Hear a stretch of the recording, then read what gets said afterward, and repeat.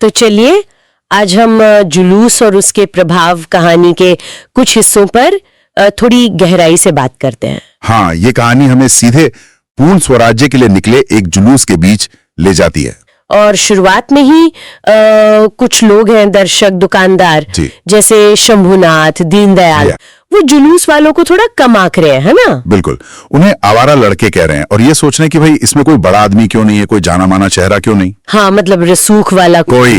लेकिन तभी एक आम सा आदमी मैकू वो इस पूरी सोच पर सवाल उठा देता है। अच्छा, क्या कहता है वो? वो कहता है, देखो, असली बड़े आदमी वो बंगलों और मोटर वाले नहीं है। असली बड़ा आदमी वो है जो दुखियों के साथ खड़ा हो, उनके दर्द में शरीक हो। वाह, ये तो मतलब कहानी के शुरू में ही एक तरह का तनाव सेट कर देता है। बिल्कुल, कि असल में बड़ा या जरूरी होने का मतलब क्या है, यहीं से बात आगे बढ़ती है। सही।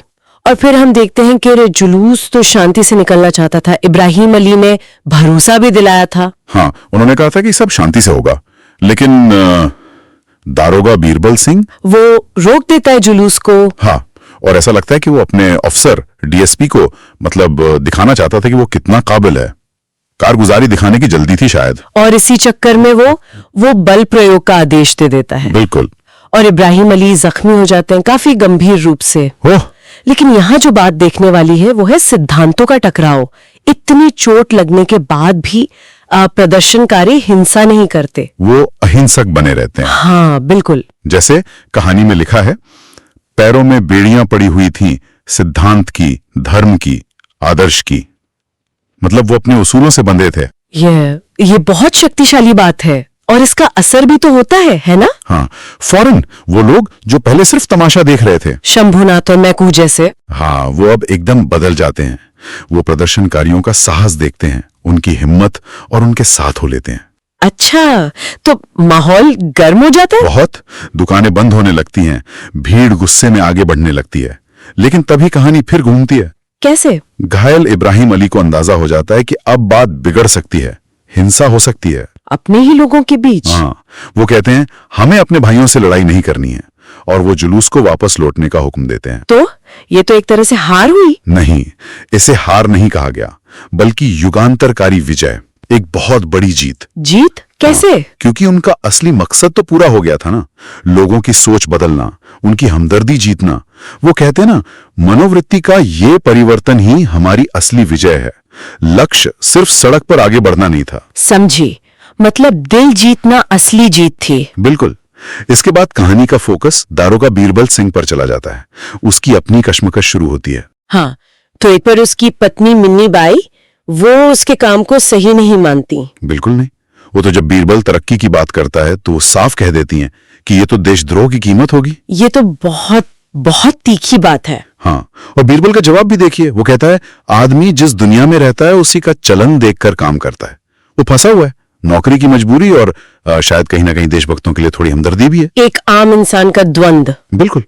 लेकिन कहानी का सबसे मार्मिक, सबसे भावुक पल तो तब आता है जब इब्राहिम अली की मौत हो जाती है, चोटों की वजह से। हाँ, और उनके जनाजे के लिए जो जुलूस निकलता है वो बिल्कुल अलग होता है। उसमें क्या अलग था? माहौल।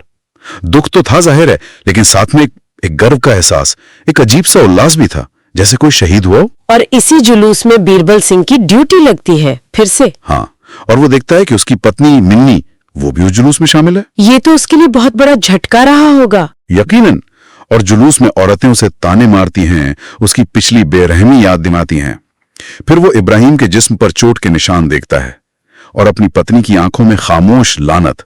तो वो पूरी तरह टूट जाता होगा अंदर से। हाँ, कहानी कहती है वो अपनी दृष्टि में कभी इतने हल्के, इतने दुर्बल, इतने जलील न हुए थे। उसे साफ समझ आ जाता है कि उसने जो किया वो सिर्फ अपनी धाक जमाने के लिए, कारगुजारी दिखाने की हवस में किया था। और अंत में मिन्नी घर नहीं लौटती। नहीं, वो इतनी दुखी और शायद अपने पति से निराश होती हैं कि वो सीधे इब्राहिम की बेवा के पास चली जाती हैं हमदर्दी जताने।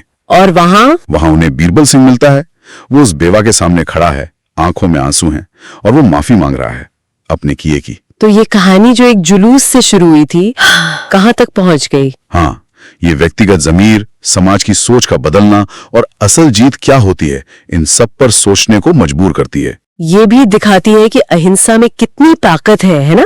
लोगों के दिल और दिमाग पर असर करने की। बिल्कुल। और ये भी कि सत्ता में बैठा है एक मामूली सा पुर्जा जैसे बीरबल सिंह, वो भी अंदर से कैसे जूझता है और शायद सच में बदल भी सकता है। मिन्नी बाई का किरदार भी बहुत अहम है। वो नैतिक साहस दिखाती हैं। सही कहा। आखिर में ये सवाल तो रहता ही है कि क्या बाहरी दबाव, नौकरी की मजबूरी किसी को नैतिक जिम्मेदारी से पूरी तरह आजाद कर देते हैं? और बीरबल सिंह का ये बदलाव, ये कितना सच्चा था, कितना टिकाऊ था, ये सब बातें सोचने के लिए कहानी छोड़ जाती है।